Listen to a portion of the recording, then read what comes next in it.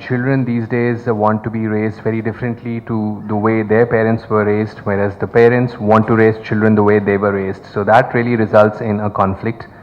Also, this generation, with the access that they have to technology, gadgets, numerous extracurricular activities, and also the academic pressure, have very little time to communicate with their parents, and so this barrier continues to grow. So how can one actually break this barrier? How can one actually communicate with one's children better is really what the crux of this book is. So while one can talk to children, but then they don't really have the time for you. One can ask them to read books, but that's easier said than done, because data from England, for example, shows that 30% of children at best read, and 17% of children are actually embarrassed if their friends see them reading. One can talk to them about one's own experience, but then, as we know, that turns out to be a sermon, and we should perhaps remember what Charles Wordsworth had said. By the time a man realizes that maybe his father was right, he usually has a son who thinks he's wrong. So what I've tried to describe in this book, based on my experience as a parent and as a pediatrician for 20 years, is how one can actually try and build a relationship, build a bond. And I've shared through anecdotes, through lots of stories, through examples, how one can actually try and understand how a young person's mind works. And I've given examples, for example, with our son, when he wanted to buy an iPhone, I thought it would be a great opportunity really to talk about the highs and lows of Steve Jobs' life and determination. Or when we were seeing the Soccer World Cup inauguration in South Africa, it was a great opportunity really to talk about forgiveness and Nelson Mandela, because there can't really be a better example than that.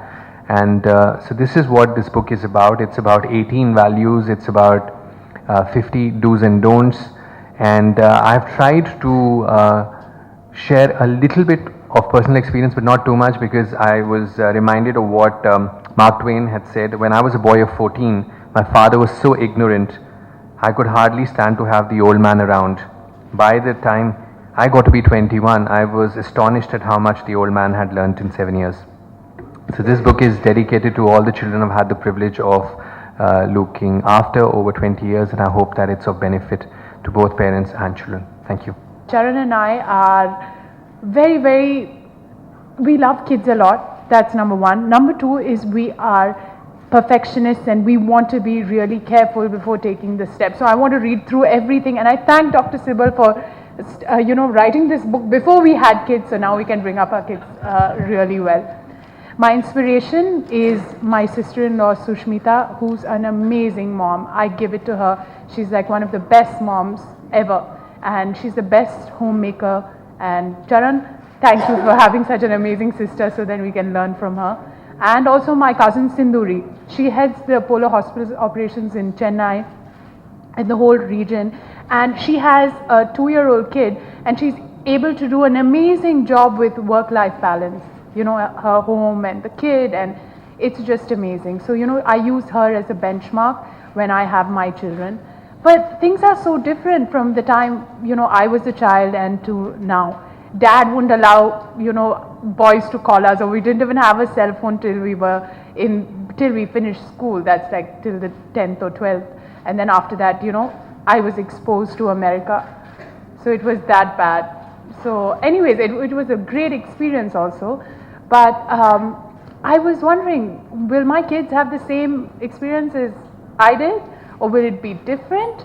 Today kids have, kids younger than me, even babies have social media accounts, so the world is changing. I mean, moms, from the time they conceive to their bumps showing to everything, is out there for everyone. So these kids are born stars before they even come onto this planet. It's amazing how the world is changing. So my dad's thing of not letting any boys talk to us or come call home and all that doesn't work anymore. So I guess there's a lot to read about, how to bring up kids today. And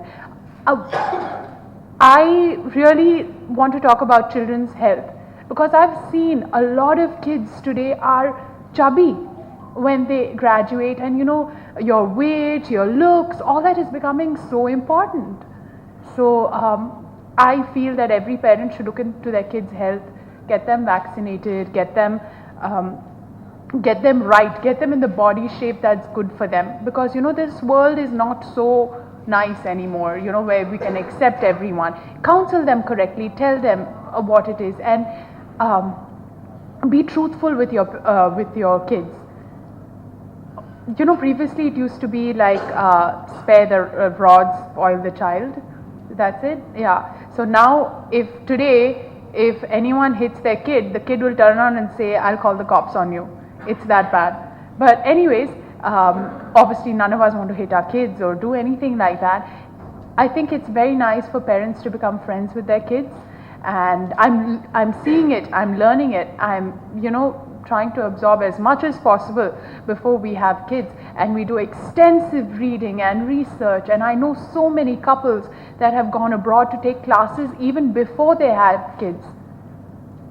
And it's so important to be aware of what you're getting into. There's someone else you're bringing into this planet, there's someone else you're bringing into this world, and you need to do justice, and it needs to be the correct time. And after they come in, everything. So I was with Deepak Chopra a few months ago, and he was telling me that you can change the genetics of the child when the child is in your womb. And I was like, wow, if we have the power to do so much, it's just amazing.